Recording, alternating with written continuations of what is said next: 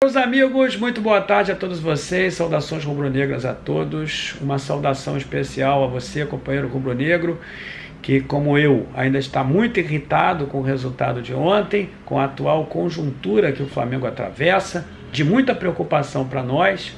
Dia 27 nós temos um objetivo a ser cumprido, e a você, companheiro anti-rubro-negro, eu sei que você vem aqui me assistir, seja sempre bem-vindo, mas que está em êxtase, está comemorando muito a atual fase negativa que o Flamengo vive. E por falar em fase, eu hoje pela manhã já tencionava gravar esse vídeo, mas eu me recordei de uma entrevista que o técnico Van Gaal deu há muito tempo atrás, tentando explicar o momento ruim que a sua equipe vivia. E ele disse o seguinte, que o futebol era vivido em momentos, que o futebol era momento, ou seja, um momento de uma equipe positivo, que não seria perene, e um momento de uma equipe negativo, que, uma vez corrigidos os problemas, poderia transformar-se novamente numa conjuntura positiva. Me recordo claramente quando ele também disse que para você transformar um momento negativo em novamente positivo, ou seja, tentando driblar esses altos e baixos e tentar voltar para a fase dos altos, era preciso realmente que você reconhecesse os erros, reconhecesse onde você está errando, e através da ferramenta da pedagogia da adversidade, a qual eu sempre fiz uso na minha vida inteira, pudesse, através desse reconhecimento, empreender ações de melhoria, para que o time ou a sua vida retornasse à conjuntura positiva. E é isso, exatamente, companheiro rubro-negro, que me preocupa, porque todos esses atores, independente de quem seja, dirigente do Flamengo, treinador do Flamengo, jogadores do Flamengo, inclusive até alguns torcedores, não querem admitir que a atual conjuntura é problemática. Nós estamos exatamente a 24 dias do nosso principal objetivo na temporada. Você aí, companheiro rubro-negro, pode dizer assim, mas a Copa do Brasil não era? Era. Tomamos providências prudenciais? Não tomamos, saímos dessa competição. O Campeonato Brasileiro também era prioridade? É prioridade, não é? Porque o Renato disse que ainda não desistiu. Mesmo com o Atlético com as mãos na taça, ele diz que não desistiu. E a prioridade máxima seria a Libertadores? Acho que é a única mais factível que nós temos até agora. Estamos a 24 dias de jogar contra o time do Palmeiras lá no Uruguai. E aí eu quero perguntar a você, será que não tem nada de errado mesmo?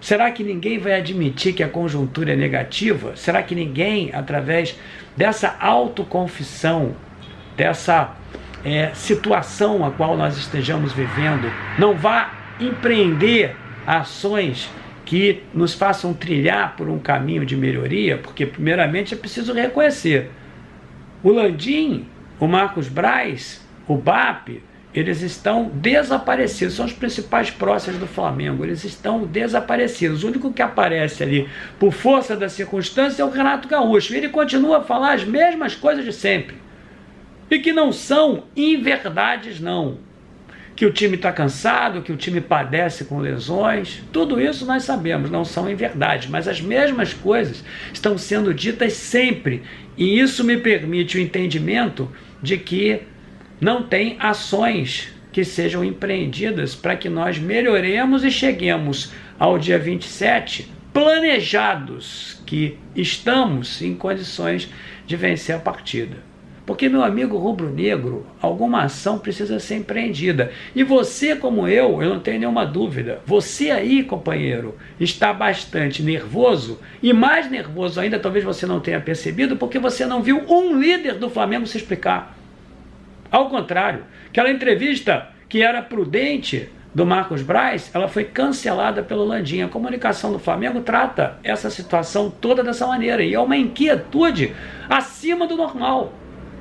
Porque o que mais nos preocupa é realmente chegarmos lá no dia 27 com o time combalido, com o time com desfalques e realmente muito cansados, porque eu não quero, em hipótese alguma, meus amigos, ouvir do Renato. Olha, eu quero contar uma coisa aqui que falei na live dessa madrugada. Quando nós fomos campeões lá em Lima, e eu estava retornando lá para o shopping Larcomar, eu saí lá do estádio em êxtase, obviamente, aí peguei várias conduções para chegar lá no shopping Larcomar e beber alguma coisa com a minha filha. Quando eu cheguei lá, inúmeros rubro-negros estavam comemorando e eu vi que em todas as televisões de qualquer restaurante do shopping aparecia ali o Galhardo dando entrevista. Meus amigos, não tem nada pior do que dar uma entrevista derrotado depois de uma final de Libertadores. Eu via ali transparentemente a decepção do Galhardo, ainda mais daquela circunstância, perdendo o campeonato em 2 minutos, com a mão já lá na taça. Então eu fico imaginando aqui o seguinte, meus amigos, pensem comigo, o Renato Gaúcho sentado ali, dando uma entrevista lá no Uruguai, explicando por que o nosso time foi derrotado e falando as mesmas coisas que tem falado agora, as quais eu não vou refutar. O time está morto, o time padece com lesões, mas você imagina, companheiro rubro-negro, o time do Flamengo tendo perdido dentro de campo, e o Renato dando a mesma explicação que deu ontem, anteontem, há 2 semanas atrás. E isso vai significar tão somente que nada foi feito. Então alguém tem que tomar uma atitude de macho ali. Alguém, meu amigo, vai ter que botar ali a ferramenta na mesa e dizer assim, caramba, olha só, nós vamos fazer o seguinte, nós vamos correr o risco, vamos até o final, pois que fale. Mas o Renato depois não vai dar nenhuma entrevista, porque ele é o único que está sendo fritado ali, porque o Landim e o Braz desapareceram. Não tem entrevista de nenhum deles. Eles desapareceram. Então toda entrevista ele vai lá e fala a mesma coisa. Então ou assume que vai correr o risco de chegar lá no dia 27 com o time cansado, vai chegar lá com o time desfalcado, e se perder a partida não vai falar mais sobre isso porque assumiu aqui, ou então diz o seguinte, olha, nós não vamos mais participar com a mesma ênfase no Campeonato Brasileiro, vamos tentar recuperar o time, a energia do time para que nós cheguemos lá no dia 27 e ganhamos o Palmeiras, porque eu acho que nós temos, em condições ceteris paribus, ou seja, em condições normais de temperatura e pressão, toda a capacidade de vencer o time do Palmeiras no dia 27 de novembro, pelo elenco que nós temos. E eles próprios sabem disso. Agora, do jeito que está, não vai funcionar. É aquela velha história, se você passa 10 vezes pela mesma rua e é assaltado, você não pode passar a 11ª. Porque se você passar a 11ª, não vai adiantar depois você ficar reclamando da segurança pública, que é um direito teu. Mas caramba, será que você não viu que você passou 10 vezes ali pela mesma rua e foi assaltado? Então por que você passou a 11ª? Por que você vai passar a 12ª se você já sabe o que vai acontecer? Vai ficar adiantando você reclamar da segurança pública a vida inteira? Pois é, meus amigos, não vai adiantar reclamar da CBF a vida inteira. Aquilo ontem foi uma vergonha. Uma vergonha. Eu acho que para bem da sociedade mundial, aqueles árbitros ali deveriam ser presos.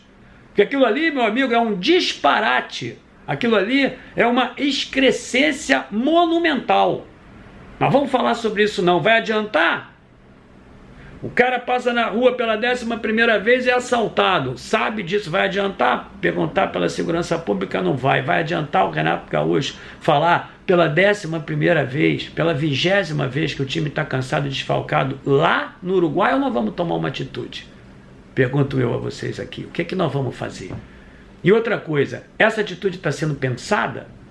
Ninguém sabe. Sabe por que ninguém sabe? Porque o cara não aparece. Aí depois você aí, companheiro rubro-negro, passador de pano, vai dizer o quê? Vai dizer que eu seja oposição. Essa é a explicação que vocês dão, não é? Mas ninguém consegue resolver essa minha indagação aqui. Ninguém me responde por que os caras não dizem o que vão fazer, se vão retificar o planejamento. Porque esse planejamento é furado, caramba. Ele é furado. Sabe o que vai acontecer na sexta-feira se o Flamengo por acaso tiver um resultado ruim? Sabe o que? Eles vão dizer assim, mesmo contra o fraco Atlético de Goiânia, sem querer depreciar a glória desse clube, sabe o que vai acontecer se tiver? Vão falar a mesma coisa, o calendário é ruim, a CBF só adia o jogo do Galo, nós fomos roubados, é a mesma coisa, os jogadores estão cansados, mas nenhuma providência ela é tomada, porque roubados nós sempre vamos ser, eu não tenho dúvida, apesar de que eles dizem o contrário.